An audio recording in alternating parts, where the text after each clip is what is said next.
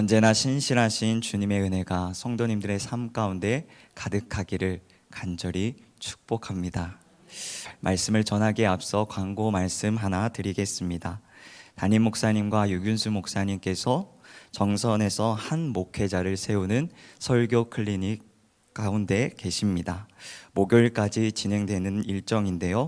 그 일정 속에 은혜만이 넘치기를 위해서 기도해 주시고 돌아오는 발걸음도 안전하게 돌아올 수 있기를 위해서 함께 기도해 주셨으면 감사하겠습니다. 많이 기도해 주시길 바랍니다. 우리 옆에 계신 분들과 인사하겠습니다. 주님이 새 일을 행하십니다. 아멘. 우리 모두는 인생이라는 길 위에 있습니다.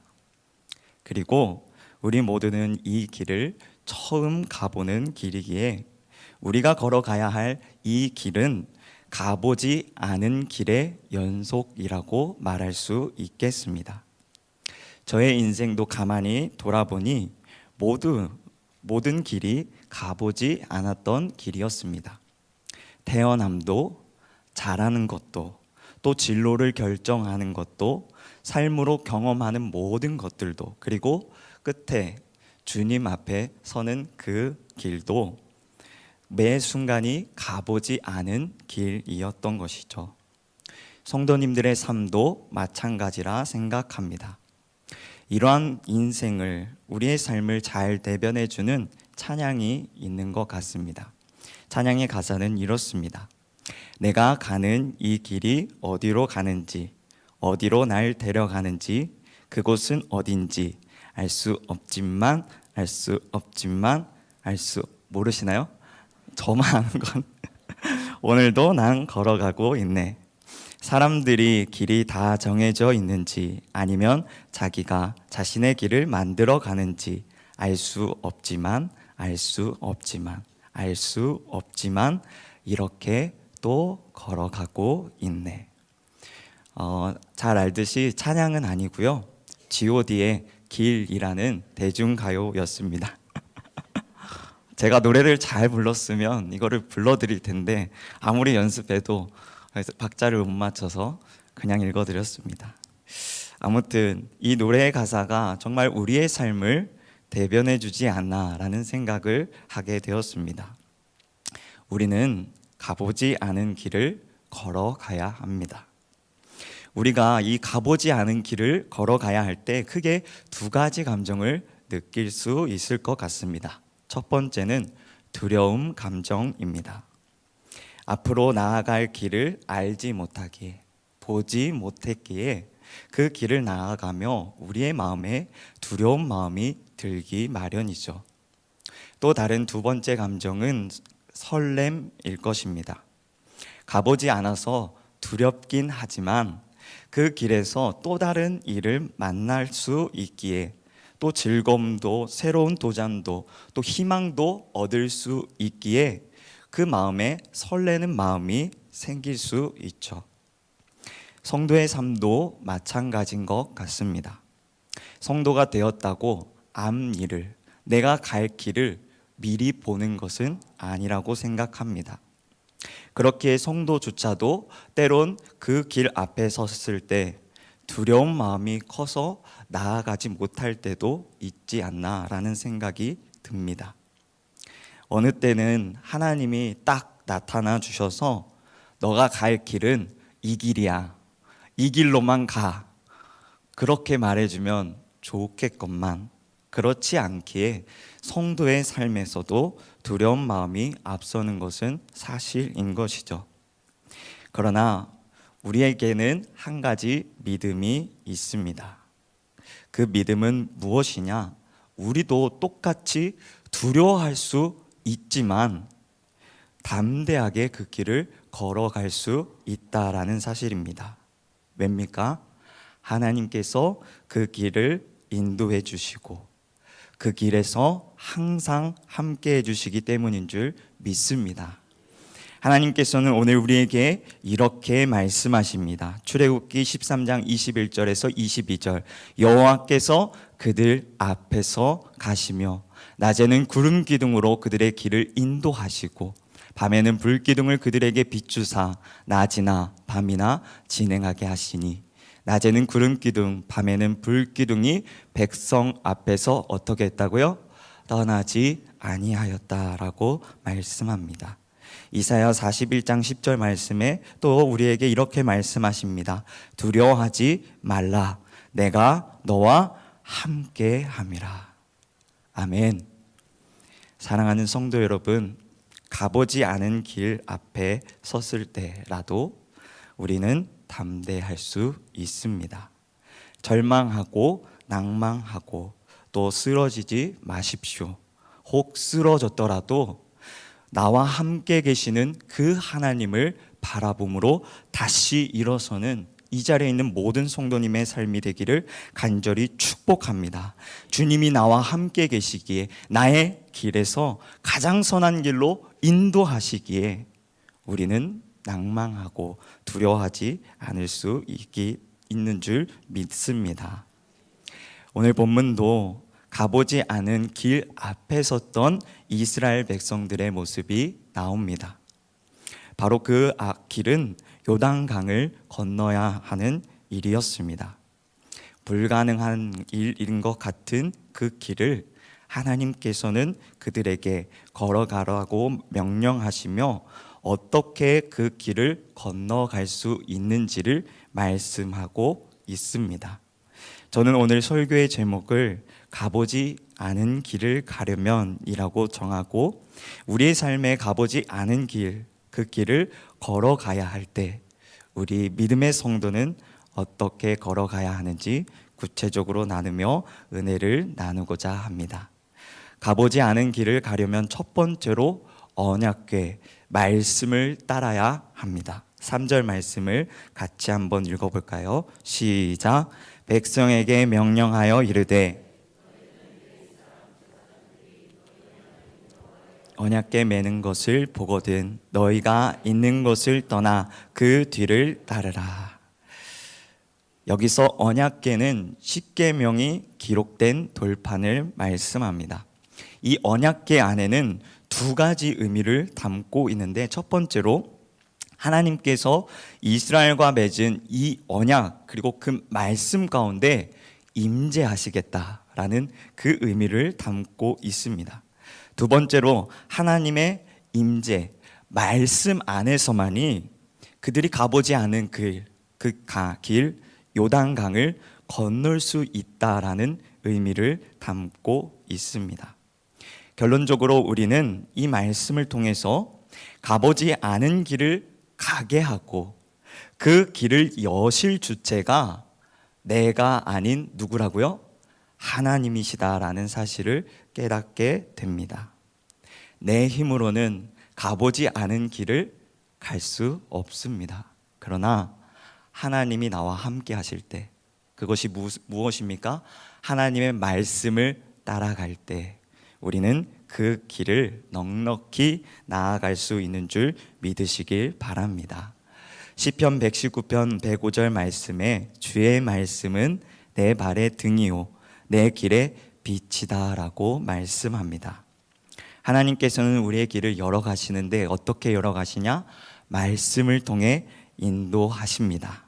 그러므로 성도는 이 말씀만을 내 발의 등이요 빛으로 삼고 그것을 의지하며 따라가야 합니다. 하나님은 말씀으로 사람을 빚어가시고 그 길을 인도하십니다.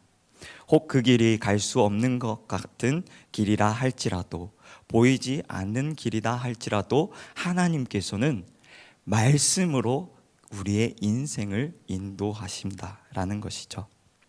이를 잘 나타내주는 말씀이 열왕기하 12장에 기록되어 있는데요. 열왕기하 12장엔 유다왕 요아스의 행적이 기록되어 있습니다. 이 요아스는 남유다의 8번째 왕인데 성경은 그를 이렇게 평가합니다.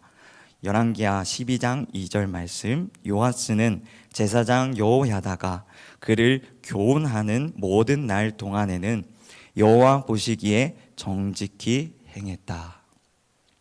그는 스승이요 제사장인 여호야다를 통해서 하나님의 말씀으로 양육된 사람이었습니다. 그 말씀으로 양육받았더니 그의 인생이 어떻게 되었습니까? 오늘 2절 말씀과 같이 여호와 보시기에 정직했을 뿐만 아니라 그의 인생에 어떠한 역사가 나타났느냐? 23년 동안 방치되었던 성전을 수리하고 성전의 헌금 제도까지 바꾸는 기이한 사역에 쓰임 받게 되었습니다. 당시 성전은 보수 작업을 하지 않은 채 방치되어 있었습니다. 이곳 저곳이 깨지고 병들어 있었습니다. 이는 당시 그들의 신앙을 대변해 줍니다. 하나님을 떠난 삶, 하나님이 그들의 인생의 중심이 아닌 삶을 그들이 살고 있었다라는 것이죠. 그때에 말씀을 따라갔던 요아스가 그 성전을 수리하는 귀한 사역을 감당했다라는 것이죠. 또한 요아스는 헌금 제도를 바꾸면서 모든 백성으로 하여금 이 성전에 그 성전을 짓는 헌금을 감당하게 했습니다. 12절 4절에서 5절 말씀, 요아스가 제사장들에게 이르되 여호와의 성전에 거룩하게 하여 드리는 모든 은 곧 사람이 통용하는 은이나 각 사람의 몸값으로 드리는 은이나 자원하여 여호와의 성전에 드리는 모든 은을 제사장들이 각각 아는 자에게서 받아들여 성전의 어느 곳이든지 파손된 것을 보면 그 돈으로 성도들이 부담했던 그 헌금으로 수리하게 했다라는 것이죠. 이는 성전 수리할 기금을 모으는 방법론을 말하는 것이 아니라 이 사역을 통해서 이 이스라엘 모든 백성이 그들의 신앙의 중심에 하나님과 그리고 그 성전을 세우기 위한 그 일이었다라는 것을 우리는 보게 되어집니다.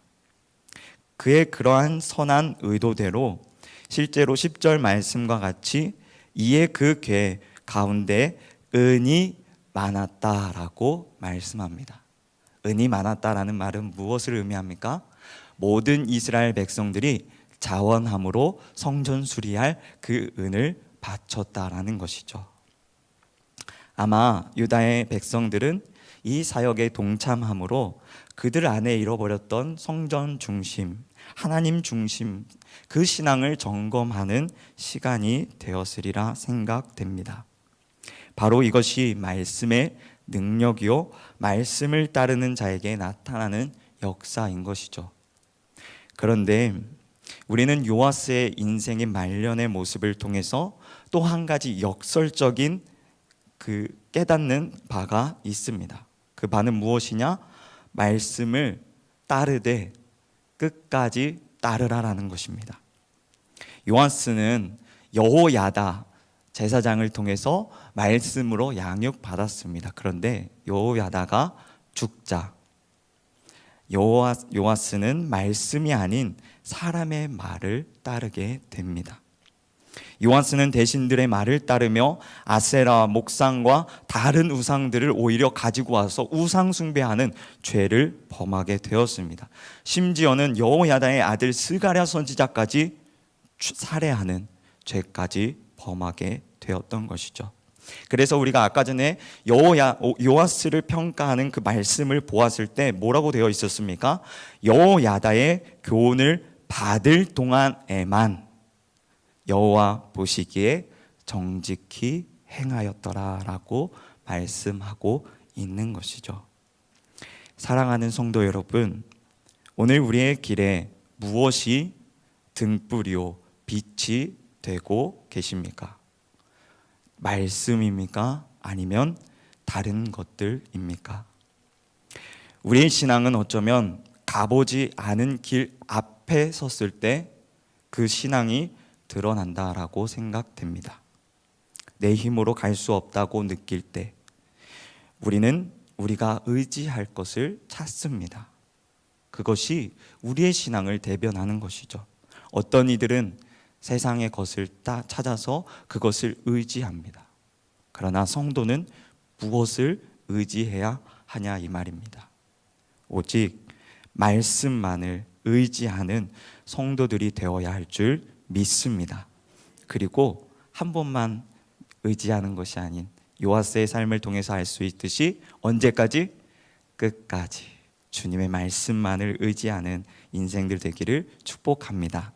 방구제기라는 말이 있습니다. 이 사자성어는 맹자의 말인데 뜻은 문제의 원인을 누구에게서 찾는다?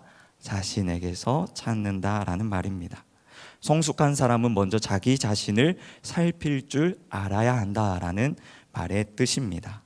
마찬가지로 성도는, 그리스도인들은 날마다 자기 자신을 살펴야 하는데 무엇으로 살펴야 합니까? 말씀으로. 말씀의 거울 앞에 서서 우리의 인생을 돌아보고 가보지 않은 그 길을 말씀으로 의지하여 따라갈 수 있는 성도가 되어야 할 줄 믿습니다. 이 시간 말씀만을 의지하며 나아가겠다고 결단하며 우리 무디의 고백을 함께 읽어봤으면 좋겠습니다. 읽어볼까요? 시작. 얻을 때, 줄일 때, 두려울 때, 일할 때네,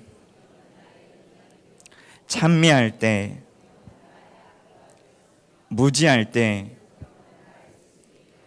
미끄러질 때 성경은 나의 반석이 되었다. 아멘. 무디 목사님의 이 고백이 이제는 우리의 삶의 고백이요, 내 인생을 돌아봤을 때 인생의 회고록이 되기를 간절히 축복합니다. 가보지 않은 길을 가려면 말씀을 의지해야 하고, 두 번째로 거룩해야 합니다. 5절 말씀에 여호수아가 또 백성에게 이르되 너희는 자신을 성결하게 하라 라고 말씀합니다. 하나님께서는 이스라엘 백성들에게 말씀 안에서 그 길을 걸어가라고 말씀하시며, 또한 뭐라고 말씀하시냐? 그 길을 걸어가는 너 자신을 스스로 정비하고 거룩함을 유지하고 있는지 돌아보라고 말씀합니다. 거룩이 무엇입니까? 거룩은 분리요, 구별을 말씀합니다. 하나님을 제외한 모든 것에서부터 분리되는 것, 구별되는 삶, 그것이 바로 하나님이 원하시는 거룩인 것이죠. 하나님께서는 자신이 거룩하다 말씀하시며 우리에게 거룩한 삶을 살라고 말씀하십니다. 레위기 11장 45절. 나는 너희의 하나님이 되려고 너희를 애굽 땅에서 인도하여 낸 여호와라. 내가 거룩하니 너희도 거룩할지어다. 그러므로 성도에게 있어서 인생의 목적이 무엇입니까? 바로 거룩인 줄 믿으시기 바랍니다. 바라기는 거룩함을 유지하는 인생들 되기를, 또한 그 거룩함을 유지함으로 보이지 않은 길, 가보지 않은 그 길을 갔을 때 하나님께서 새 일을 열어주시겠다 말씀해 주셨으니 그 새 일을 경험하는 인생들이 되기를 간절히 축복합니다. 성경에서 거룩이라는 단어가 창세기 2장 3절에 가장 먼저 나옵니다. 창세기 2장 3절에 하나님이 그 일곱째 날을 복되게 하사 거룩하게 하셨으니 이는 하나님이 그 창조하시며 만드시던 모든 일을 마치시고 그날에 뭐 하셨다? 안식하셨다. 하나님께서 가장 먼저 거룩해 하신 것이 무엇입니까? 사람입니까? 아니에요. 다른 대상입니까? 아닙니다. 안식일, 즉 시간을 거룩하게 구별하셨습니다. 인간은요, 시간 속에 존재합니다. 그리고 하나님은요, 그 시간 안에 있는 우리의 시간을 거룩하게 구별함으로 우리가 그 시간 안에서 거룩한 시간을 구별할 것을 원하십니다. 그러므로 성도의 거룩성이 어디서 나타나냐? 시간 속에서 나타나는 것이죠. 이 말씀은 단순히 주의를 지키라라는 말씀에서 그치지 않습니다. 이 말씀은 우리의 흘러가는 모든 시간 속에서 하나님이 역사하시는 시간을 거룩하게 구별함으로 만들어 하나님께 거룩하게 드릴 것을 말씀하고 있습니다. 우리가 잘 아는 말씀이죠. 세월을 아끼라, 때가 악하니라. 여기서 세월을 아낀다라는 말씀은 나의 흘러가는 시간 속에서 구별된 시간을 드리라는 거예요. 하나님이 일할 수 있는 시간, 카이로스의 시간을 구별하여 드리라라는 것입니다. 오늘 우리는 점검해야 합니다. 어디서? 우리의 시간 속에서 하나님께 거룩하게 구별됨으로 하나님께 그 시간을 내어드리고 있는지를 돌아봐야 합니다.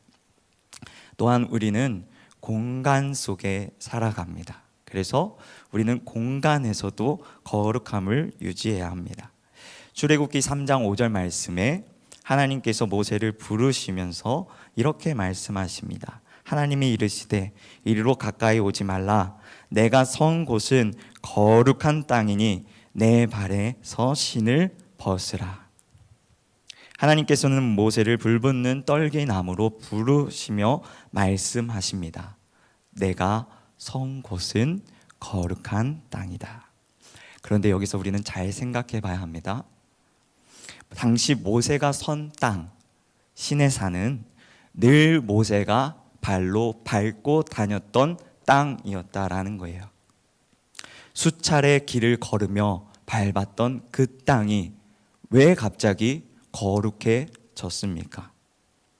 그것은 바로 거룩하신 하나님이 그곳에 임했기 때문인 줄 믿습니다. 이전과 전혀 다른 공간으로 하나님께서 만드셨다라는 것이죠.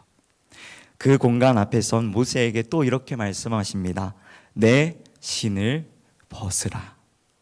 여기서 신을 벗으라는 것은 너의 모든 것을 내려놓으라는 말씀이죠. 우리는 거룩하신 하나님과 함께하고 있는 줄 믿습니다. 그렇다면 오늘 우리의 이 공간, 우리의 마음의 공간, 삶의 공간, 거기서 우리는 거룩한 하나님의 모습을 닮아 거룩하게 구별해야 합니다. 아마 성도님들도 이런 추억이 있을 겁니다. 예전에는 집에서 신방도 많이 받고 속회도 많이 드렸습니다. 저 어렸을 때는 매주마다 돌아가면서 엄마 손잡고 권사님 집을 계속해서 찾아다녔던 기억이 있습니다. 그런데요, 저희 집에서 이제 속회나 이제 신방을 받게 되어지면 정말 기적이 일어나는 것을 저는 어린 눈으로 보게 되었습니다. 어떤 기적이 일어납니까?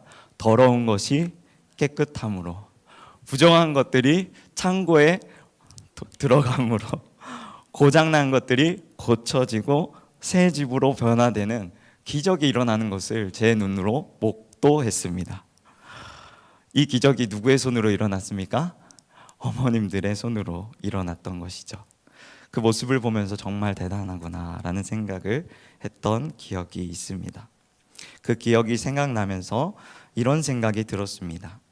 사람이 우리 집에 찾아와도 우리는 그 공간을 깨끗하게 정리하는데 우리의 인생의 주인이라고 말하는 그 주님께서 지금 내 안에 계신데 우리의 이 공간은 정말 하나님이 기뻐 받으시게 드리는 거룩한 공간이 되고 있는가 라는 생각이 들었습니다. 사랑하는 성도 여러분, 성도의 거룩성은 시간과 공간 안에 드러나야 하고 더 나아가 온 삶의 거룩함이 드러나야 할 줄 믿습니다. 하나님은 오늘 우리에게 이렇게 말씀하십니다. 누구누구야, 가보지 않고 보이지 않는 그 길 앞에 서서 두려워하고 있니? 걱정하지 마. 내가 너를 이끌고 너와 함께 할게. 그러니 너는 이제 내 말만 따르고 나를 닮아 거룩한 모습으로 준비돼. 그러면 내가 너에게 분명히 새 일을 행할 거야. 이렇게 말씀하는 그 말씀을 기억하고 거룩함을 유지하는 성도님들의 삶이 되기를 간절히 축복합니다. 그리고 한 가지 더 실천했으면 좋겠습니다. 거룩한 것을 유지하기 위해서 많이 접촉하셨으면 좋겠습니다. 출애굽기 30장 29절 말씀에 그것들을 지극히 거룩한 것으로 구별하라. 이것에 접촉하는 모든 것은 거룩하다. 우리가 거룩해지는 것은 열심히 노력하고 기도함으로 되는 것이 아닙니다. 우리가 거룩할 때가 언제입니까? 거룩하신 성령이 내 안에 임할 때 거룩할 수 있는 것입니다. 그분과의 접촉, 그분과의 관계가 온전히 세워질 때만이 거룩할 수 있는 것입니다. 이 거룩한 접촉이 성도님들의 삶 가운데 계속되어져서 새 일을 행하시는 그 놀라운 은혜를 경험하는 인생들 되기를 간절히 축복합니다. 가보지 않은 길을 가려면 마지막으로 믿음의 한 발을 떼어야 합니다. 13절 말씀 함께 읽어볼까요? 시작. 온 땅에 주 여호와의 궤를 맨 제사장들의 발바닥이 요단물을 밟고 멈추면 요단물 곧 위에서부터 흘러내리던 물이 끊어지고. 아멘. 하나님께서는 말씀을 따르고 거룩함을 유지하라고 말씀하고 이제 그들에게 뭐라고 말씀하냐? 믿음의 한 발을 떼라고 말씀합니다. 여기서 보십시오. 요단강에 흐르던 물이 끊어질 때가 언제냐 이 말입니다. 여호수아 13장 14절에서 17절 말씀에 그 장면을 이렇게 기록하고 있습니다. 백성이 요단을 건너려고 자기들의 장막을 떠날 때에 제사장들은 언약궤를 메고 백성 앞에 나아가니라. 요단이 곡식 거두는 시기에는 항상 언덕에 넘치더라. 궤를 맨 자들이 요단에 이르며 궤를 맨 제사장들의 발이 어떻게 됐다고요? 물가에 잠기자. 넘쳤던 그 물이 제사장들이 그 믿음의 발을 내딛었을 때, 발이 완전히 잠겼을 때 그 요단강이 갈라지는 기적을 경험하게 되었다라는 것입니다. 믿음의 한 발이 중요합니다. 우리가 아무리 말씀을 읽고 거룩함을 유지해도 하나님을 믿음으로 믿음의 한 발을 떼지 않는다면 우리의 삶에서 어쩌면 하나님의 역사가 일어나지 않을 수 있을지도 모릅니다. 하나님은 오늘 우리의 믿음을 시험하고 계신지도 모릅니다. 가보지 않은 길 앞에 서셨습니까? 하나님의 말씀을 의지하고 거룩함을 유지하고 믿음으로 한 발을 내딛는 이 자리에 있는 모든 성도들이 되기를 간절히 축복합니다. 성도에게 있어서 건너야 할 강이 두 가지가 있습니다. 첫째는 홍해라는 강이요, 둘째는 요단강입니다. 홍해는요, 자기 힘으로 건널 수 없고 오직 은혜의 기적으로만 건널 수 있었던 강을 의미합니다. 그래서 홍해를 건넌다라는 것은 자력이 아닌 은혜의 타력, 하나님의 극 만지심과 기적으로만 우리가 구원받을 수 있다라는 것을 의미하죠. 이 자리에 계신 성도님들은 이 강을 건너 구원받은 줄 믿습니다. 그리고 또 이 강을 건넌 우리에게 건너야 할 강이 있는데 바로 요단강을 건너야 합니다. 이 요단강을 건너가려면 우리가 계속해서 말씀했잖아요. 말씀을 따르고 거룩함을 유지하고 믿음의 발을 어떻게 해라? 내딛어라. 이 말씀은 우리가 말씀 앞에 순종하고 거룩함을 유지하며 믿음으로 그 발을 내디딜 때 그 요단강이 건너지는 것을 말씀할 뿐만 아니라 그 안에 담겨진 의미는 우리의 믿음이 더욱더 성숙한 자리로 나아가 그 보이지 않는 길, 그 길을 믿음의 발로 내딛어야 한다라는 것을 의미합니다. 바라기는 생명을 얻되 더 풍성히 얻을 뿐만 아니라 약속의 땅, 가나안 땅을 정복하는 삶, 그 삶이 기다리고 있는 그 요단강을 건너실 수 있는 믿음이 우리 성도님들의 삶 가운데 있기를 간절히 축복합니다. 오늘 말씀을 정리하며 제가 말씀을 준비하면서 큰 은혜를 받았던 찬양을 함께 나누고 싶습니다. 이 찬양의 제목은 내 삶은 주의 것이라는 찬양인데요, 가사는 이렇습니다. 주님, 내 길을 잘 아시고 내 걸음 아시네.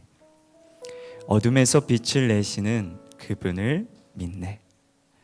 무엇으로 주를 섬길지, 어디로 가야 할지 헤매이는 나를 아시고 나의 길을 여시네. 그러므로 내 삶은 주의 것, 그러므로 내 삶의 주의 것으로 온전한 신뢰를 주께 드리네. 보이지 않는 우리의 삶 가운데 주님이 나와 함께 계시기에 믿음으로 걷겠노라.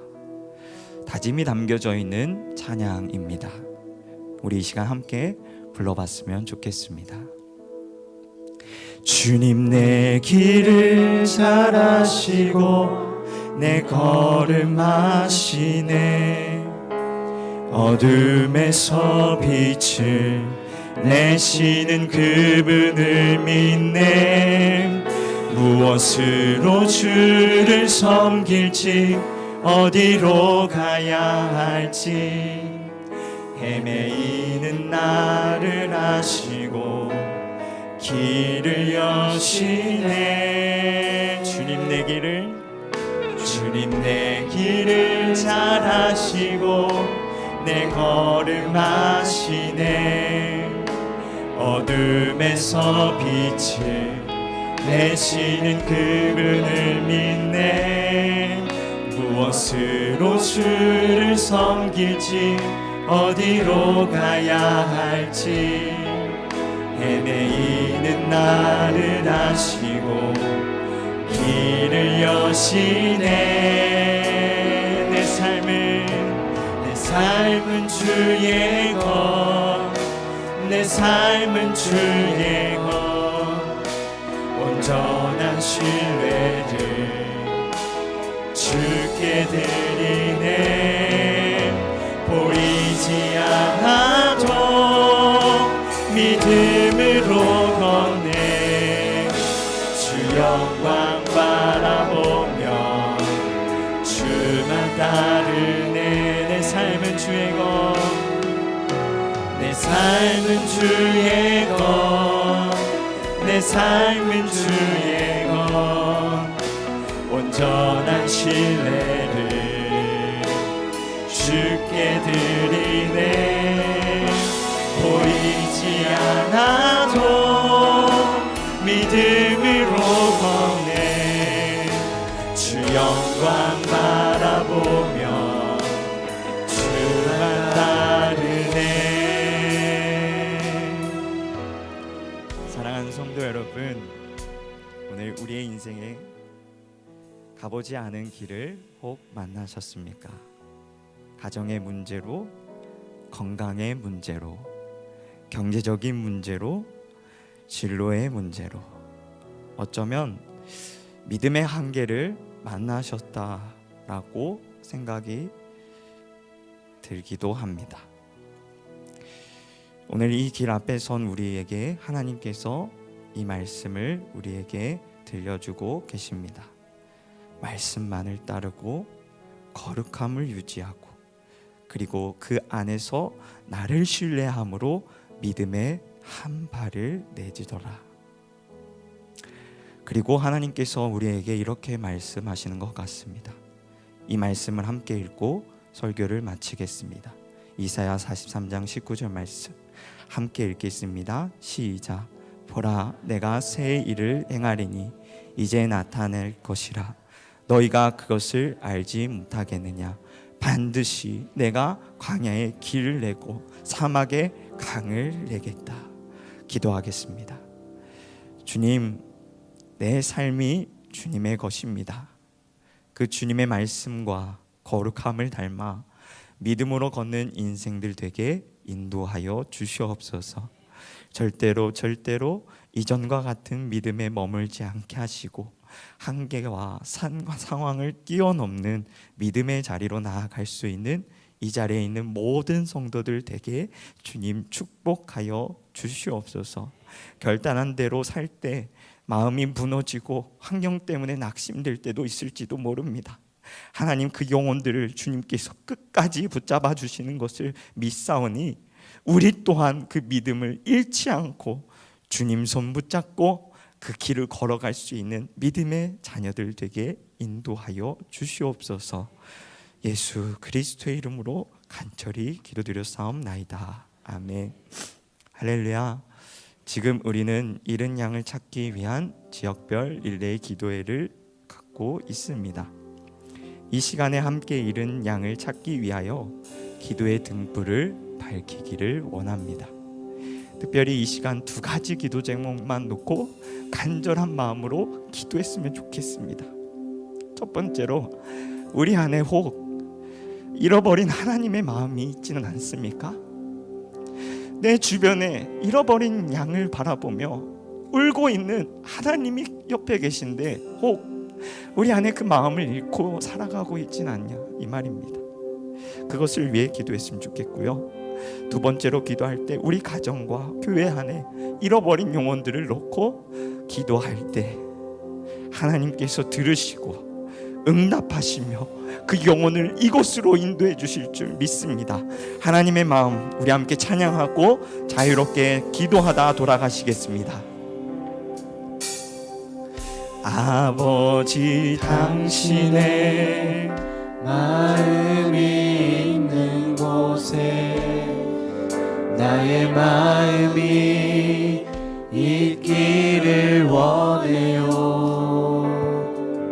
아버지, 당신의 눈물이 고인 곳에 나의 눈물이 고이길 원해요. 아버지, 당신이 바라보는 영혼에게 나의 두 눈이 향하길 원해요. 아버지, 당신이 울고 있는 어두운 땅에 나의 두 발이 향하길 원해요. 나의 마음이 아버지의 마음 알아. 내 모든 뜻 아버지의 뜻이 될 수 있기를 나의 온몸이 아버지의 마음 알아. 내 모든 삶 당신의 삶 되기를. 아버지, 당신의 마음이 있는 곳에 나의 마음이 있기를 원해요. 아버지, 당신의 눈물이 고인 곳에 나의 눈물이 고이길 원해요. 아버지, 당신이 바라보는 영혼에게 나의 두 눈이 향하길 원해요. 아버지, 당신이 울고 있는 어두운 땅에 나의 두 발이 향하길 원해요. 나의 마음이 아버지의 마음 알아. 내 모든 뜻 아버지의 뜻이 될 수 있기를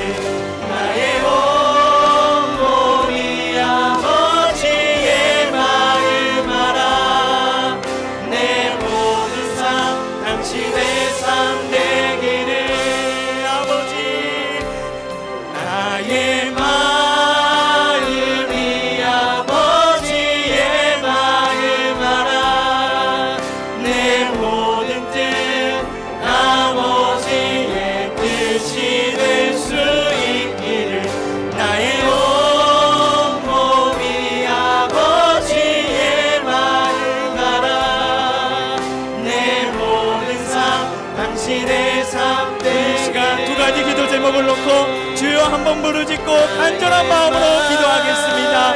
주여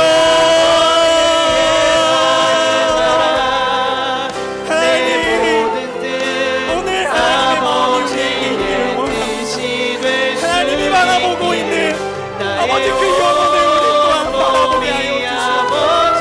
하나님이 내가 세상을 바라보고 세상을 따라가느라 하나님이 바라보고 있는 그 시선을 고정하지 못했음을 고백합니다. 하나님 용서해 주시고 이 시간 결단으로 나의 시선과 나의 마음이 오직 하나님께 맞추어지는 아버지 내 시간 되게 하여 주시옵소서. 그리하여 죽어가는 그 영혼을 놓고 눈물로 기도하게 하여 주시옵소서. 하나님 그 영혼이 돌아오기까지 하나님 그 영혼을 내 어깨에 메게 싸우니 하나님 그 영혼을 붙잡아 주시옵소서.